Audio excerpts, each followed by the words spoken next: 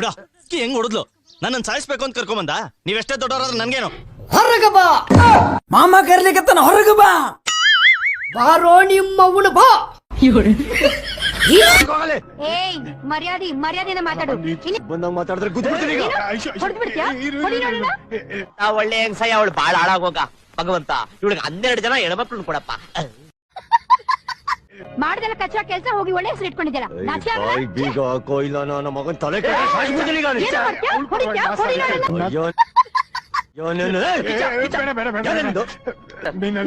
ಏನು ಮಾಡ್ತೀನಿ ನೀನು?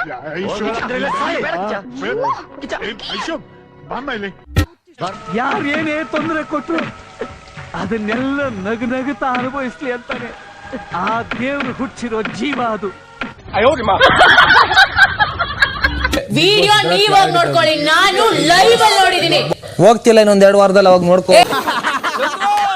ಪರವಾಗಿಲ್ಲ ಬಿಡಿ, ನಾವು ಗೌಡ್ರ ಮಕ್ಕಳು. ಹೊಲ ಇದೆ, ಗದ್ದೆ ಇದೆ, ಕೀಳಕ್ ಬೇಕಾದಷ್ಟು ಕೆಲಸ ಇದೆ. ನಮಸ್ಕಾರ. ನನ್ ಮೇಲೆ ನಿನ್ಗೆ ಯಾಕೆ ಇಷ್ಟು ದ್ವೇಷ? ನಾನು ಏನ್ ತಪ್ಪು ಮಾಡಿದೀನಿ? ಅವಳು ತಪ್ಪು ಮಾಡಿದ್ಲು, ನೀನ್ ತಪ್ಪು ಮಾಡ್ದೆ, ಅವನ್ ತಪ್ಪು ಮಾಡ್ದ, ಇವ್ರೆಲ್ರೂ ತಪ್ಪು ಮಾಡಿದ್ರು. ನಾನೇನಯ್ಯ ತಪ್ಪು ಮಾಡ್ದೆ? ನಾನು ಎಲ್ಲಿ ತಪ್ಪು ಮಾಡ್ದೆ?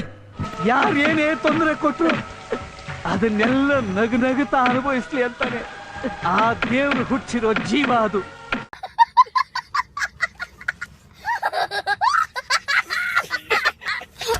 ಡಿಯರ್ ಫ್ರೆಂಡ್ಸ್, ನಾನೇನು ದೊಡ್ಡ ಸಾಧನೆ ಮಾಡಿದೆ ಅಂತ ಲೆಕ್ಚರರ್ ನನ್ನ ಹೊಗಳಿದ್ರು.